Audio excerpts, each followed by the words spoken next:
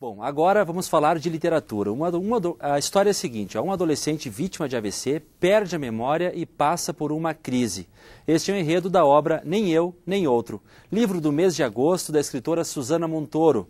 A autora está em Passo Fundo, participou de conversas com professores e alunos do município e também aqui na UPF e agora está aqui com a gente no estúdio para bater um papo. Susana, seja bem-vinda. Muito obrada, é um prazer estar aqui com você. Eu quero que tu explique para a gente por que da ideia, de onde surgiu essa ideia de ter esse enredo de um adolescente vítima de AVC, que é uma questão séria, né, complicada, perde a memória e passa por uma crise. Então, esse livro aqui, na verdade, é um adolescente que perde a memória, passa por uma crise, mas o que eu queria falar mesmo é dessa passagem da adolescência para a idade adulta, né? Em que a gente acorda uma pessoa e quer ser outra, em que você tem mudanças internas e externas também, mas o mundo te cobra que você seja de um jeito diferente, enfim. Que você tem que se decidir sobre várias coisas. Exatamente, e eu acho que é uma crise da adolescência, né? Muito importante, mas não só da adolescência, porque eu acho que na idade adulta também, a gente às vezes está vivendo uma coisa, né? E tem que responder outra, porque o mundo pede que você diga outra coisa, enfim.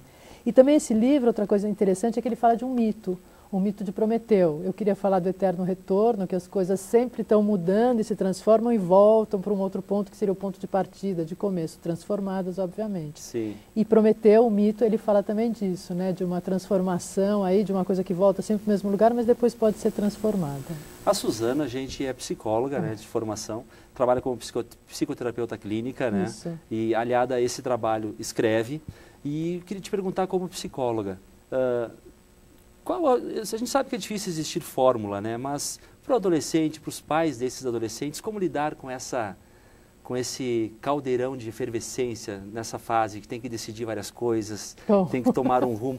O que tu tem a dizer? Bom, é uma fórmula, eu não tenho uma fórmula, mas assim, é difícil. Eu acho que é uma abertura e uma escuta muito grande, né? Porque saber ouvir, então. Saber ouvir e aceitar, né? Claro que o pai vai dando parâmetro um pouco, né? Mas tem que deixar o filho desabrochar um pouco na potencialidade dele, né? E é também o trabalho que eu faço lá no consultório, né? Que eu sento, escuto, observo e junto, eu e o meu cliente, a gente vai achando novos caminhos aí para as crises, para atravessar as crises. Foi a partir dessas escutas que tu meio que elaborou esse livro? Então, eu no consultório, claro, eu tenho uma ética profissional, né, as histórias ficam lá e não saem de lá, mas eu acho que por ser psicóloga, eu tenho um trabalho de escuta e de observação muito grande, né? Então, todos os meus livros, eles falam um pouco do aparente e do que está por trás, das motivações, do que é invisível, né, mas que está aí motivando a externalização dos nossos sentimentos, emoções. A Susana tem 5 obras editadas, individuais, lançadas, individuais. E a Susana recebeu um prêmio que é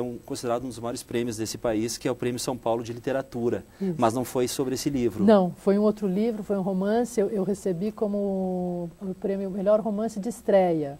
Eles dão esse Prêmio São Paulo para 2 categorias, o melhor romance do ano e o melhor romance de autor estreante.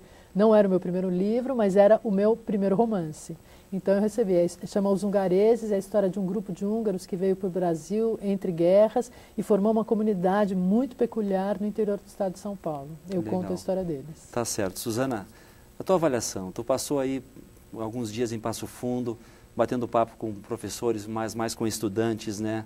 Aqui na UPF, fora da UPF, que avaliação tu faz?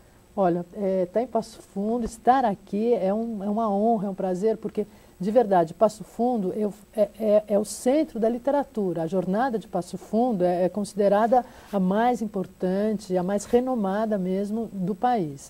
E vir aqui, eu sempre escutava, né, falar, Passo Fundo, literatura, mas eu fiquei surpreendida mesmo, né? Eu fiz 3 seminários, um na Faculdade de Letras e 2 no SESC para alunos de escolas municipais e estaduais. E aí?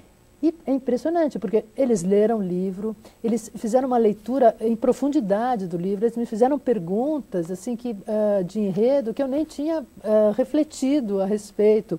E essa troca, né, porque escrever um livro é uma atitude muito solitária, né, mas ele só tem sentido, né, na hora que o leitor lê, ele se completa no leitor. E estar aqui diante de tantos leitores é como se desse sentido para mim a literatura mesmo. E quando há essa interação, melhor ainda, né? Não, quando há interação, então, eu fiquei muito surpreendida com a a formação de leitores, porque eu acho que a literatura ela precisa de leitores, né? E o trabalho aqui de Passo Fundo com formação de leitores é surpreendente. Você imagina, ao longo do ano, todo mês, um escritor vem para cá ter esse contato próximo com os alunos. Não, isso é sensacional. E as escolas que trabalham, as professoras que trabalham a leitura prévia e essa troca.